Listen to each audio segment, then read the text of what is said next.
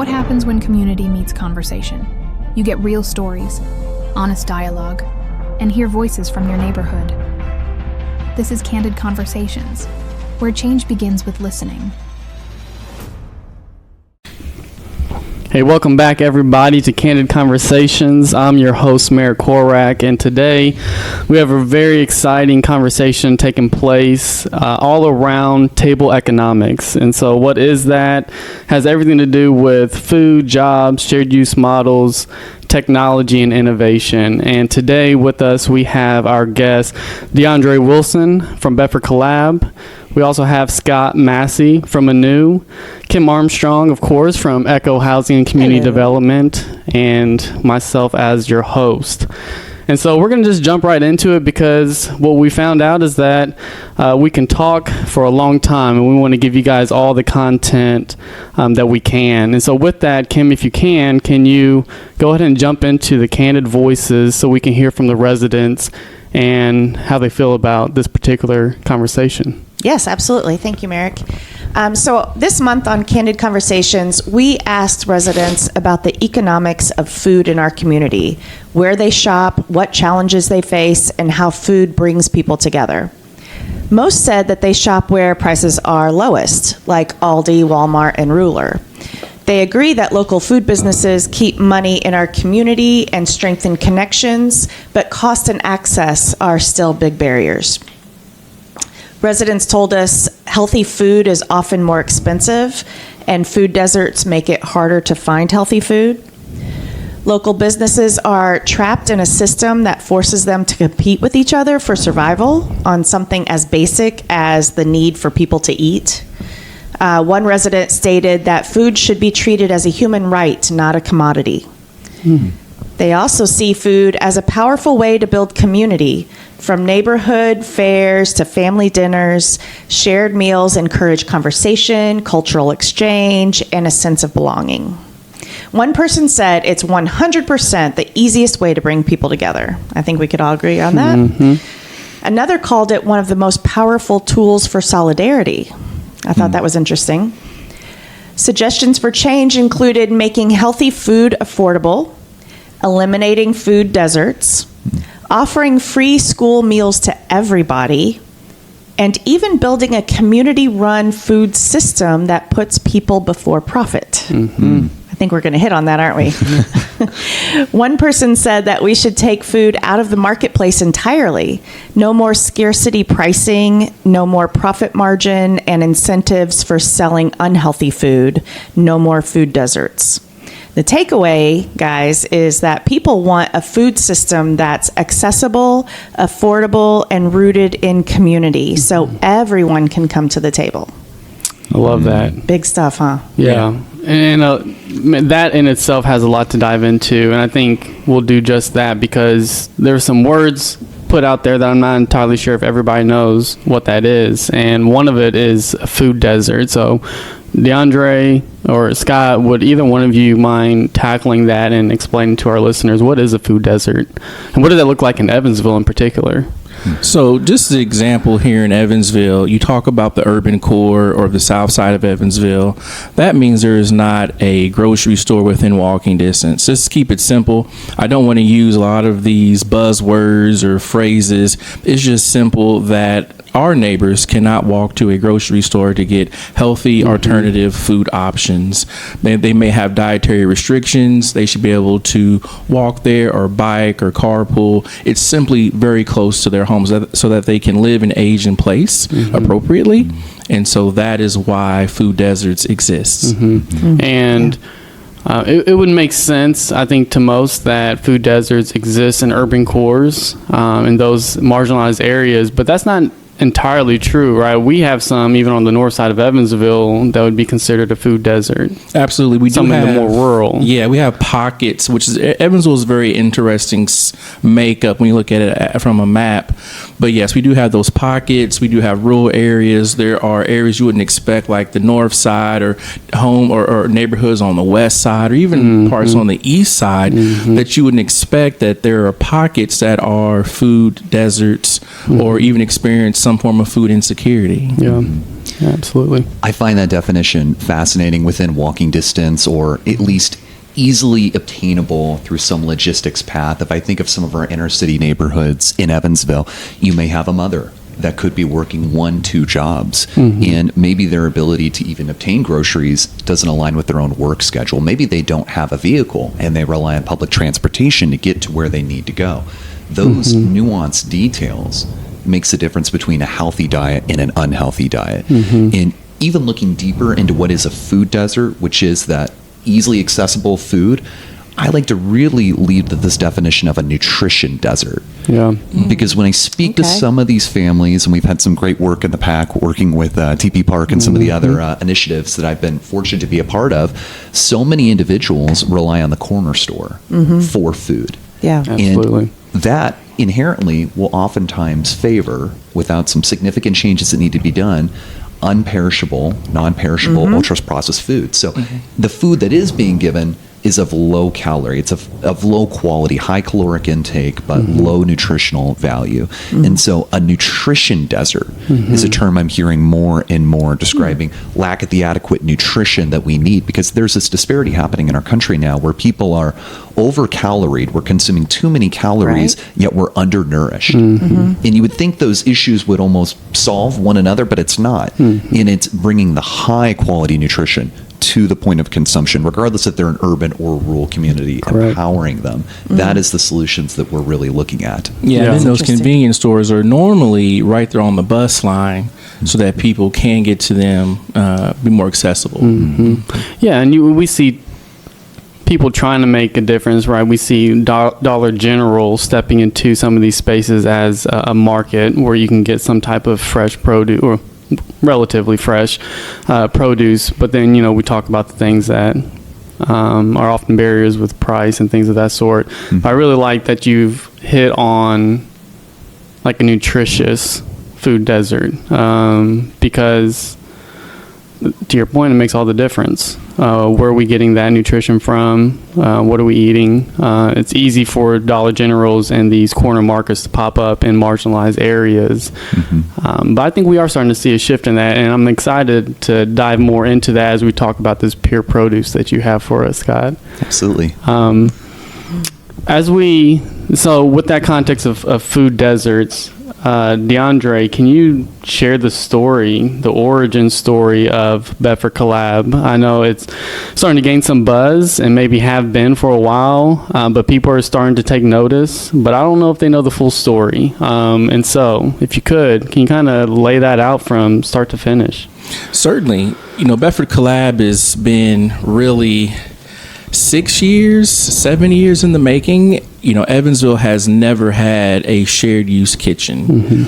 And back in 2016, 2017, we had a version of it. We had a pilot. And for those that know, Jeff and I, we started a catering business called Turntable, and we've never had a kitchen facility to function out of at the time we started. So we were in my house, which is a no-no, but as an entrepreneur, you're going to figure it out. You're going to get it done. Then we moved into a restaurant.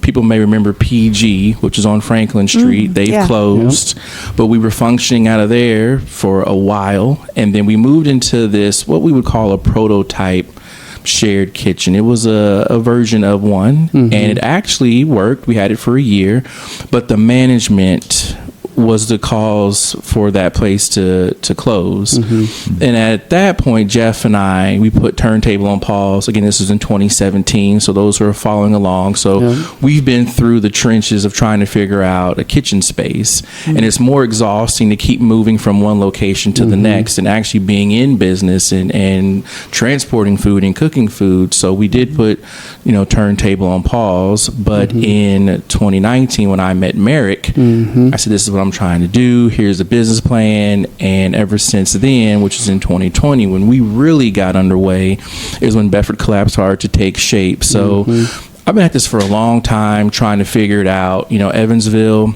is certainly behind in a lot of categories. There are tons of shared kitchens all around us. I mean, Bloomington converted a giant warehouse into a shared kitchen. In Chicago, they have the Hatchery, which is bigger than our airport. Wow. So it is huge. So we have all of these shared kitchens around us, all these proven concepts. So it was about time that Evansville got one. And in September, Evansville will have one. We'll have an Yay. official one. Yeah. So That's so exciting. tell us a little bit about this shared use kitchen.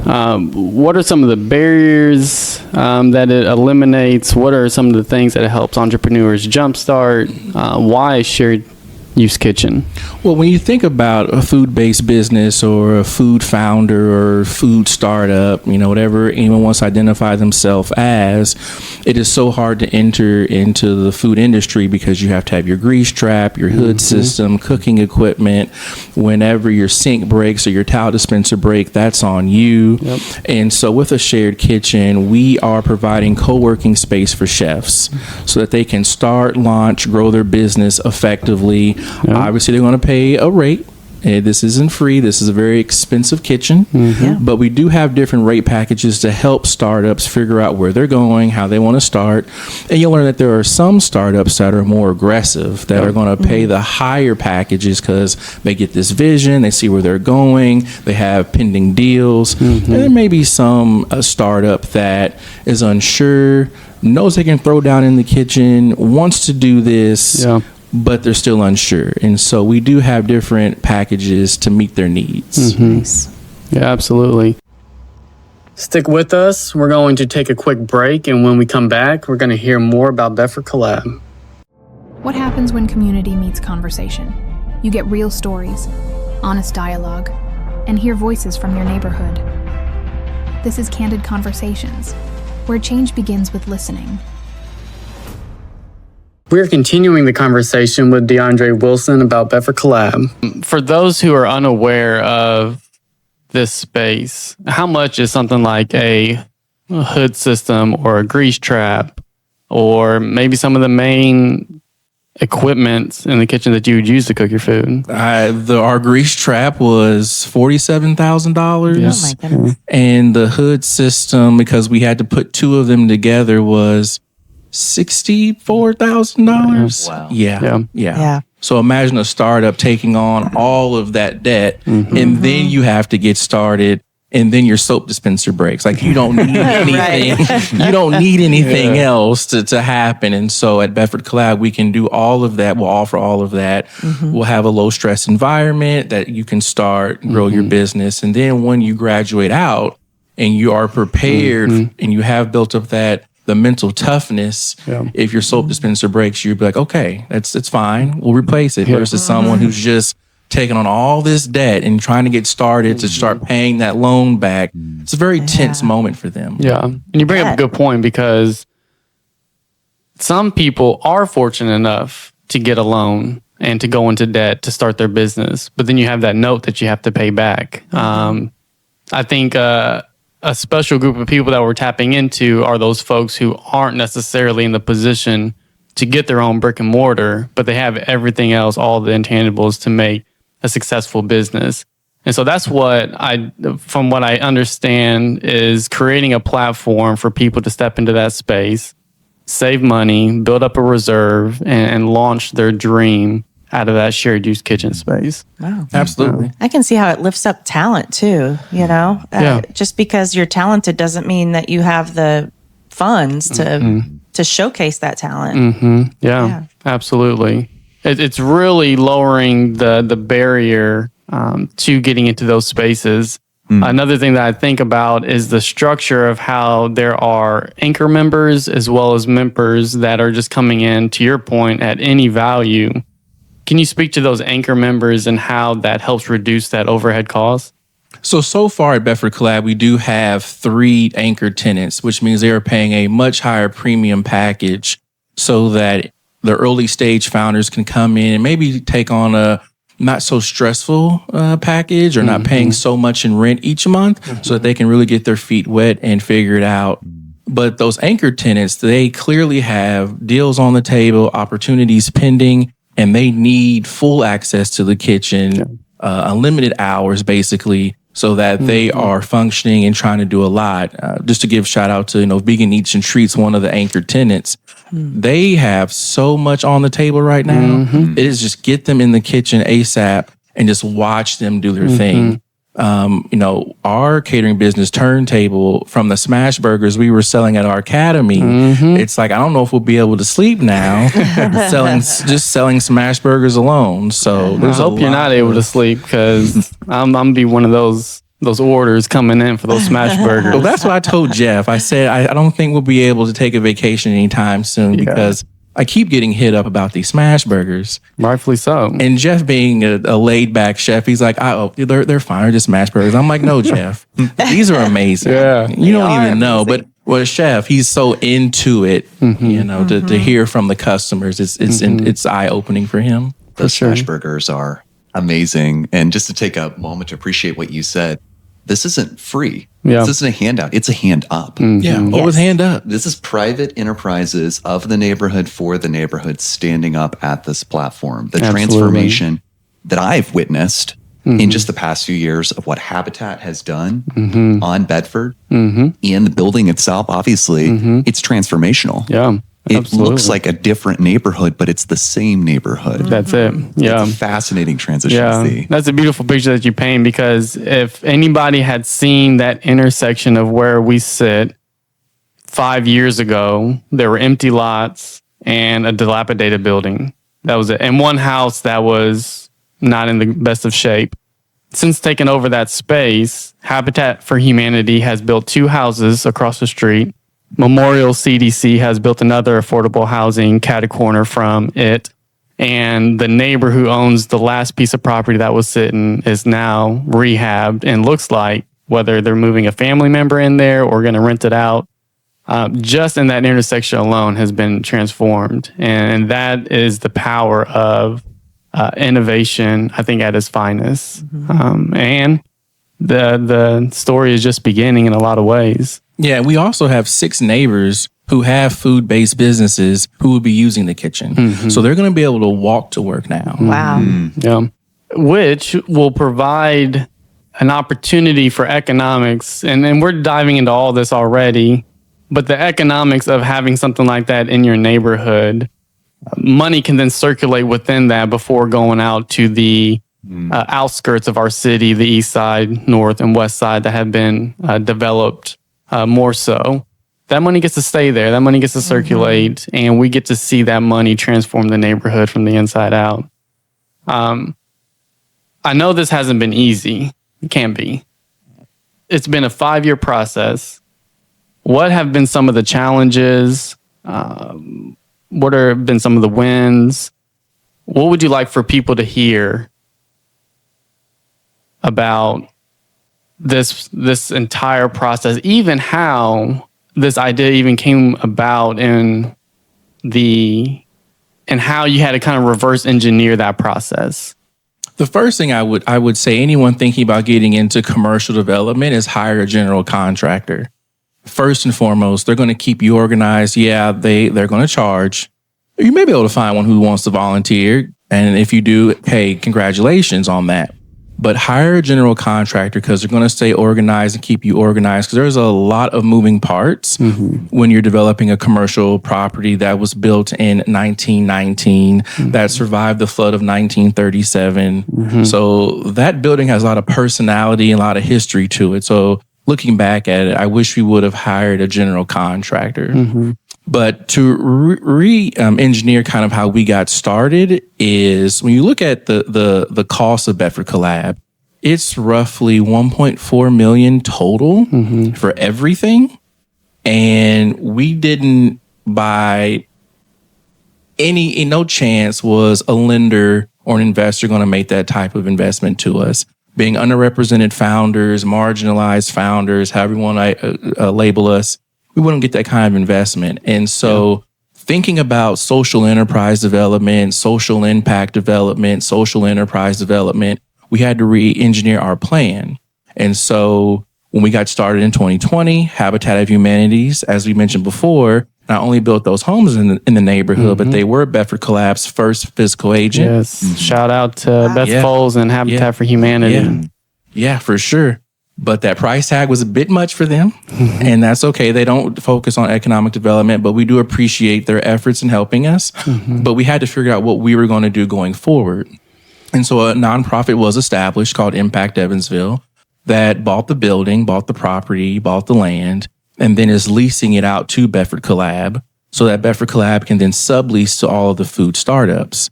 At this rate that we don't have to pass any debt over to the startups to get started because Bedford Collab don't have to pay a loan back. And this allows the nonprofit Impact Evansville to be sustainable.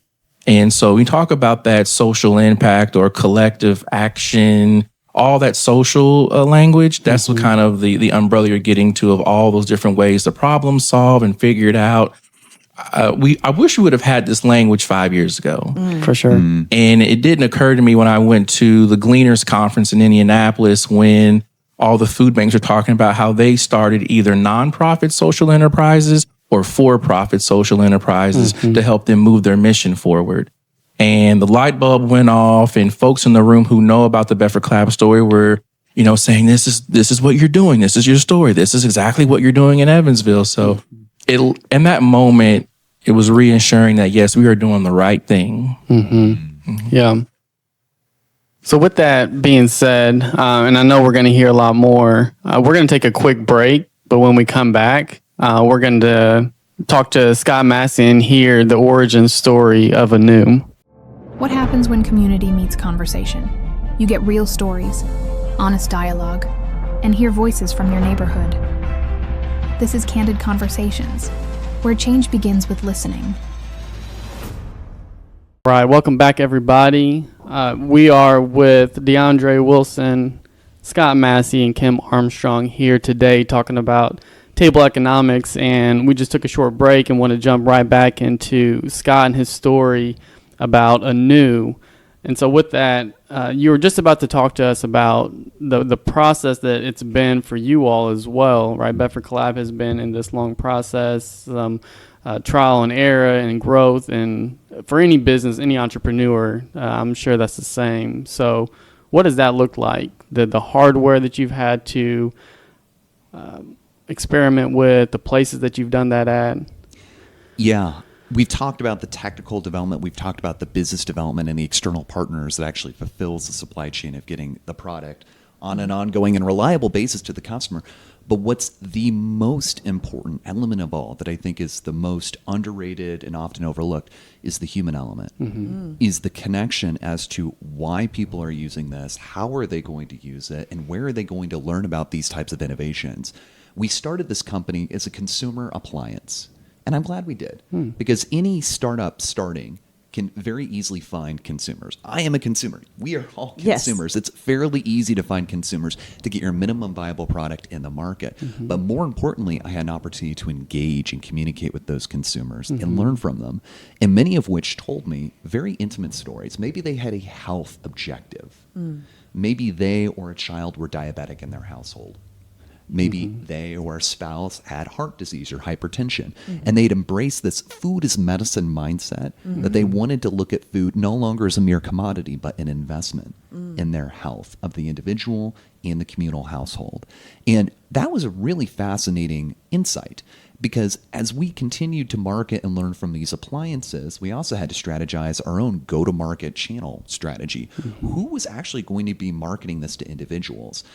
I, at this point, have felt a strong connection and degree of certainty that it's educational and healthcare institutions. Because when I asked these individuals, where did you learn about this line of thinking? There was almost always a thought leader, we have these tribes, these communities that we're a part of. There is an elder in the community that's experienced their own profound change and has kind of advised the community to go about this way, this kind of generational or communal wisdom. And for us to learn that, we learned that the commercial markets really should be what in entrepreneurial speak we call our beachhead markets. That first kind of footprint, that landing point that then opens up a broader market. So we went bigger. We developed a still modular, highly efficient, easy to use growth system, but not an appliance, a shipping container. Oh. Think of it as a large-scale appliance, but one that could service an entire school, an entire hospital, an entire military division, one that would give them institutional quantities of produce with all the same design, and more importantly, educate and nourish the minds and hearts of this new generation coming up that's then inclined to adopt consumer systems. This is not unlike the adoption curve that Keurig went through, Okay. which nearly 1 out of 4 coffee makers and coffee cups in the United States today and growing are Keurig. There's one right here in the room next to us. While it started as a consumer appliance, it first went to market in offices and hotels Okay. because it achieved a lot of labor clean time savings. Yeah. So as we started to look more at the commercial market, and I also started to get more involved with some wonderful impact programs like the Mandela Washington Fellowship. That is a State Department advisory program that Purdue participates in while I was founding this business in 2017 time period that brings top African entrepreneurs to the United States where they get mentored with American business professionals to develop skills and business models that they can implement in their home countries. I was incredibly fortunate to be at the right place, the right time, with the right people to meet some fantastic entrepreneurs that it's almost funny for me to think of myself as their mentor because many of which I was learning as much, if not more, from myself in the process. But I've had this wonderful opportunity to go to Africa on 4 separate advisory tours, building low-cost commercial greenhouse versions, leveraging our technology that use solar power, off-grid, renewable energy generation to grow food for those communities. An outcome I like to call nutritional sovereignty. Yes, they have nutrition security, but they are self-sufficient. If the supply chain stops, when the supply chain stops, they will grow food. And that is a fantastic model that embraces entrepreneurship, sustainability, and food production all in one. That program has a unique grant called the American Impact Award, which I worked with you two kind gentlemen and my great dear friend Joseph Daliwa, one of the fellows I worked with in northern Cameroon, a Central African country. When Joseph came to Evansville, I had the opportunity to meet with DeAndre and Merrick, and we met at the clubhouse in TP Park, and we built the very first aeroponic growing farm in Evansville, leveraging those insights of what we built in Africa that has served as now a foundation of learning and prototype for our larger container and grow tent models that are coming to Bedford Collab soon enough. So that's been a wonderful learning experience and also engaging the community. Those days we were giving out produce at the clubhouse and speaking to the neighborhood association. It was really nice to gain the perspective of individuals who may not have had access to fresh produce. This concept of nutritional and culinary wisdom, it's generational. If you're not at home cooking, do you even know what to do if I give you vegetables? Are you going to like these vegetables once you get it? This beautiful concept of nutritional wisdom I read about in The Dorito Effect, a book I'd recommend to anybody, is that when you start to eat healthier and you start to feel healthier, you start to associate those foods with a healthier outcome, your palate shifts, maybe a little bit away from the sweet and savory ultra-processed food category and more towards the fresh and lush, nutritious density. So excited to have had that initial success and that learning experience now leading us to this point of readiness with Bedford. Absolutely. And we're going to dive right into that. I have just one more question in regards to how fresh this produce is coming right off of these aeroponic systems. Can you give the listeners an idea of maybe a common vegetable that everybody has had, but what a distinct difference there is from it coming right off the vine or it having to travel through semi trucks and across the country in order to land finally fresh enough in our grocery stores? Right. The term local is not regulated. It knows no regulation. You could brand something as local if it were grown 1,000 miles away or 1 mile away. The USDA, nor does the FDA regulate that term. I'm of the opinion that local is an emotional connection. It is knowing who the farmer is. It is seeing it picked in front of you. It is garden fresh, off the vine freshness, which can have a dramatically different taste profile than if something's refrigerated, even for a small amount of time. Just think back to when we were kids, and if you're lucky enough to have a garden now, but maybe you picked off a fresh raspberry or tomato or strawberry from your garden, your parents' garden, your grandparents' garden. It makes a big difference. Does that taste like what grocery stores taste like today? Not at all. Not at all. Not at all. Because of the supply chain. Yeah. Yeah. It degrades the flavor, degrades the nutrition. This is off the vine. This is local that you can believe because you can see it happening in front of you. Absolutely. And with that, let's talk about Bedford Collab and Anew. So we talked about TP Park some years back and how we were able to pilot something. That pilot then in turn helped not only us understand the demographic that we're working with immediately around us, but then also it helped you understand the product that you're putting out there for those to utilize. What has that now looked like between the two? So these container farms that we've developed are relatively large. It's a 20-foot shipping container, the footprint of a parking space. Okay. Yet it can feed 100 people daily based on its productive yield output if you're growing one of our 30 or 40-day growth cycle plants. Most leafy greens, culinary herbs, about a 30, 40-day growth cycle. Fruiting plants are a little bit longer, but oftentimes will continue to fruit. So different kind of market approaches depending on the crops that are being grown. But what's nice is we can accommodate those crops. We can accommodate what's culturally relevant. If you can envision the container, imagine almost a tiny home, an insulated, climate-controlled shipping container that you step inside of, and in it are a series of rotating towers operating independent of one another, each growing lush, beautiful, bountiful harvest of produce. Those towers operate entirely independently of one another, almost like our appliances, meaning they could be unplugged, removed, and put inside of a grow tent inside of a building. And that's precisely what we're doing at Bedford Collab. So a much more accessible model. Both systems generate very quick ROIs based on what they grow and the yield output, including all costs considered. But this is an even more affordable, less expensive upfront installation that allows the operator to begin earning into that model and use that revenue, those profits, to then continue expanding the system. Yeah, and so DeAndre, what does that look like for Bedford Collab and those who find themselves in that space now that they have access to this aeroponic system? Well, that's actually a two-part answer, because the food-based businesses, the member businesses, can glean from that wall or the towers. They will be able to make sure cost is low and be able to buy produce for their business. But also the residents in the neighborhood, they're going to be able to come knock on the door, and if we have so much left over, they can just have it for free. When we do pop-up, we're talking about doing pop-up grocery stores in the neighborhood. We can sell it at a very low cost for neighbors, because when we talk about food insecurity, if we keep giving it away for free, it's more likely to be thrown away and not used. But when you buy it, there is some dignity there. I'm going to use this. We don't have to make a ton of money off of it, but we can sell it for a great discounted price. So having the sleds back in the neighborhood is going to be impressive. I'm looking forward to it. I love how it's like low maintenance. Just keep watering it. And that's what I'm looking forward to make sure that we do that. So this is a step in the right direction to fight against food insecurity in the neighborhood. Absolutely. And with that being said, we're going to take one more quick break. But when we come back, we're going to dive into more of the intricacies between Anew, Bedford Collab, and the food system here in Evansville. So stick with us and we'll be right back. What happens when community meets conversation? You get real stories, honest dialogue, and hear voices from your neighborhood. This is CANdid Conversations, where change begins with listening.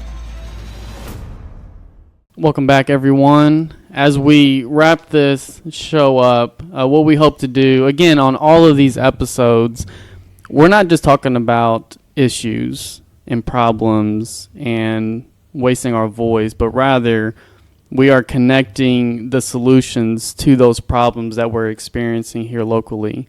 And this is just another example. You've already heard how we're combating a food desert here in Evansville. You've heard about different shout outs to organizations who have played a role in both of these for-profit startups.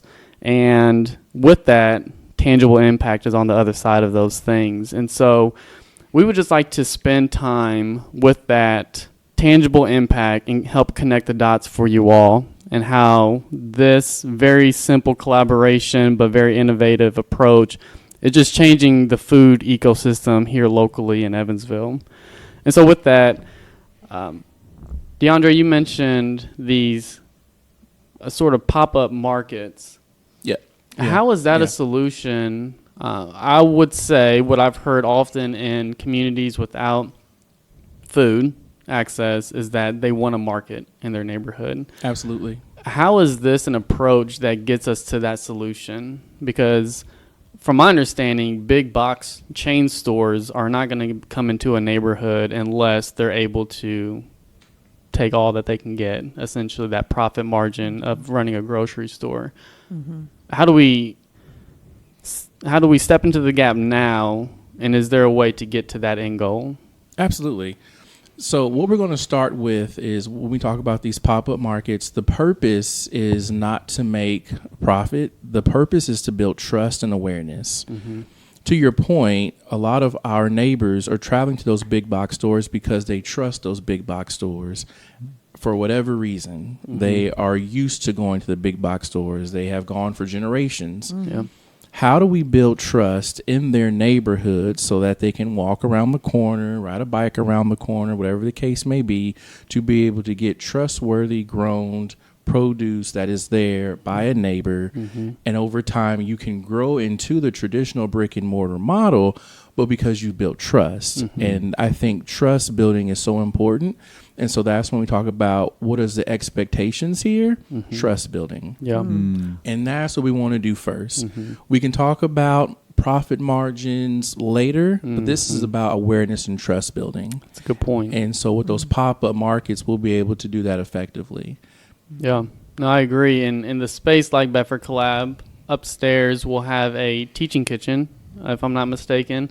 And with that, we'd be able to host different relevant topics of anything that someone would need to know, how to take that produce or any type of food into their own kitchen and be able to cook something that has flavor. Right? That's what I was wondering about is, we spent so much time in our society knowing how to make boxed macaroni and cheese, mm-hmm. but we haven't spent any time knowing how to cut an onion and how to cut a pepper and how to make, yesterday I picked some squash and some mm-hmm. Cucumbers, and I was like, okay, so what am I going to do with this? Mm-hmm. Mm-hmm. And that education piece is important. How are we going to do that? Absolutely. So the second floor at Bedford Collab, if a startup isn't using it, absolutely we plan to use it for workshops and trainings. We have tons of chefs who actually want to teach. Let's let them teach. Yeah. And they can facilitate those workshops and those education sessions. Mm-hmm. And it sounds like it's starting to close that gap because those same chefs are in at least one school, right? Massey High School. There is a cooking club that both students and parents ask for Bedford Collab to bring back for another semester. That is correct. We got Flavor Lab at Massey. Tori, the owner of Vegan Eats and Treats, who is a neighbor, facilitates Flavor Lab. And now there's conversation to put a Flavor Lab in Glenwood. Mm-hmm. And let's just put a Flavor Lab in every single school. Because we now have 10 chefs on that list who want to facilitate this workshop. So we can find some money to pay these 10 chefs. Mm-hmm. We can grow Flavor Lab seemingly overnight. Mm-hmm. Wow. And get kids to enjoy the foods that they're eating and experience something a little bit different than what they're usually exposed to. Right in that same lane of education, Scott, you mentioned these grow containers. Mm-hmm. Tell us a little bit about that. You said that they are a size of a parking space. Mm-hmm. It's a shipping container. Inside they have columns of these growing towers. Mm-hmm. What kind of education component, whether it's for an adult or maybe even a kid, because I think what we would hope to see is that these kids come into these spaces and kind of get hands-on with it. I know it's pretty much plug and play, but there's a lot of education that comes along with that. Absolutely. In order to make it plug and play, there's a high degree of technical sophistication that happens under the hood to make that easy, which means there is plenty of opportunities to engage students, as we have done through our internship programs for many, many years now. Purdue University actually awards students scholarships to work with us, some of which are from the area locally, so it's really, really exciting to see that transformation. What we have developed in our system, this artificial intelligence computer vision system, is kind of like a self-driving car, but a self-growing garden. Yeah. Cameras that can watch plants grow. Not everybody can afford to have a master horticulturalist, an agronomist, a biologist there to tell you exactly what you need to do. And that's okay, because the technology has reached a point of maturity now that cameras can help do that for us. And this is an ever increasing thing. It's like teaching a child how to read. It means we conduct growth trials, we image the plants, we classify the images, and the algorithm gets a little bit smarter each time. And we do that over and over and over again with lots of experiments happening in different formulations in parallel, and it's getting smarter at a very, very fast rate. Which means for students, whom we're in the very early stages of developing curriculums for, it would be as if I gave you a car and I asked you to make it self-driving. That is what we're training individuals to do, to understand all the core technologies of chemistry and biology and electronics and mechanical hardware, but to also understand how they can make it smart and autonomous. There's an incredible learning opportunity at an academic level and throughout life. Yeah. I myself am very fortunate to work with a very diverse team of individuals from around the world. I would have never imagined, growing up in Evansville, Indiana, that I'd be eating and loving bok choy or mizuna and other mustard green varieties that are really prevalent in Asian cultures that I didn't really have much exposure to growing up here, that I find to be delicious and amazing. And it triggers this curiosity of, what can I make with mizuna?